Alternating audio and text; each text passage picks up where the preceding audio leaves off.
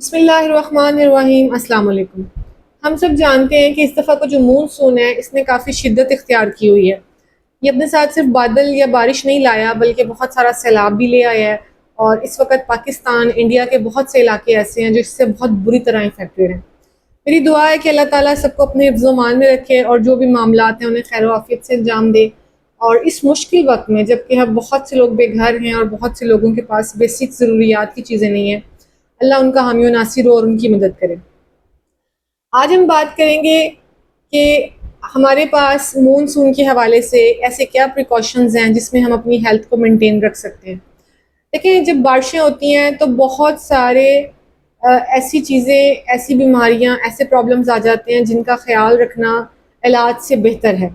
अगर हम थोड़ी एहतियात कर लें तो हमें बहरहाल उस बीमारी तक और फिर उसके इलाज तक जाने की ज़रूरत नहीं पड़ती।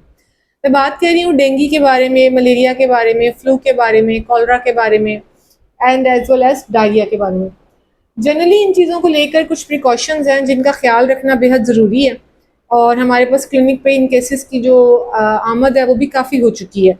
हमारे घरों में भी कई केसेस रिपोर्ट हो चुके हैं और हॉस्पिटल्स तो ज़ाहिर है डेफिनेटली कहीं ना कहीं बहुत ज़्यादा केसेस होंगे।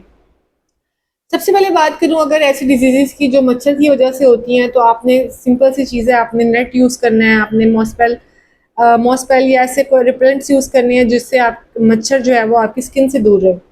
दूसरी इंपॉर्टेंट चीज़ ये है कि आपके घर में जो छोटे बच्चे हैं ख़ास तौर पे उनको कपड़े पूरे पहनाएं, उनको स्लीवलेस नहीं पहनाएं, उनको शॉर्ट्स नहीं पहनाएं या जिसमें उनकी टांगे जो हैं वो कपड़ों के बगैर हैं वो उन्हें नहीं पहनाएं ताकि वो बहरहाल इस चीज़ से बच सकें।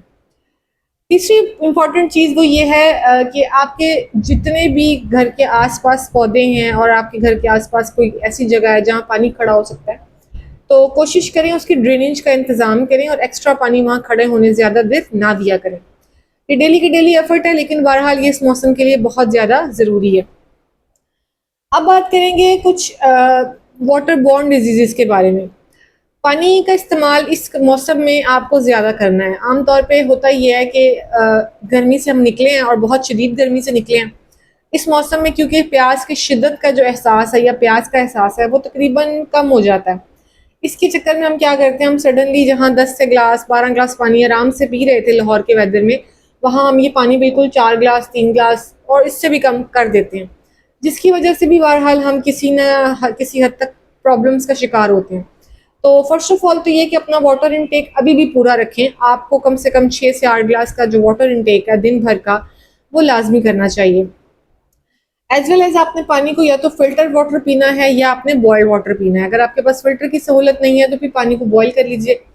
इसके अलावा ऐसी खुराक जो कि स्ट्रीट फूड जिसे हम कहते हैं या ऐसी खुराक जिसके ऊपर मक्खियों का और मच्छरों का एक्सपोजर हो चुका हो, आप कोशिश करें डस्ट से जो एक्सपोज हो चुकी हो कोशिश करें वो डाइट अवॉइड करें।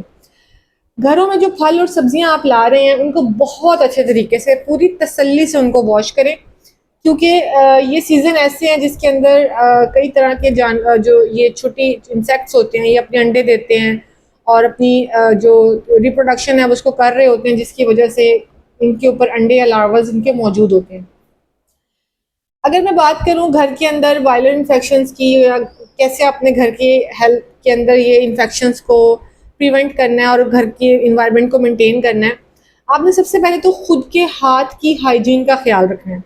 हाथ की हाइजीन पे मैं एक बहुत डिटेल्ड वीडियो बना चुकी हूँ जो 5 मई के हवाले से है, जिसमें मैंने बहुत डिटेल ये चीज़ें डिस्कस की हैं कि हाथ को सही से धोने का क्या तरीका हो सकता है। और उसके बाद आपने बहुत ही लाइट से उसके बाद आपने ये करना है कि आपने बहुत क्राउडेड प्लेसेस पे जाने से ज़रा रुकना है, क्योंकि इस सीज़न में जब किसी को फ्लू है, नज़ला ज़ुकाम है, कोई इन्फेक्शन है, कोई भी किसी भी किस्म का थ्रोट इन्फेक्शन है या कोई और इन्फेक्शन है, तो वो बड़ी आसानी से आपके अंदर ट्रांसफ़र हो सकता है। तो कोशिश करें कि जहाँ बहुत ज़्यादा रश है, बहुत ज़्यादा लोग हैं, बेला वजह विदाउट रीज़न आप किसी भी ऐसी जगह पे ना जाएं जहाँ पे लोग मौजूद हैं।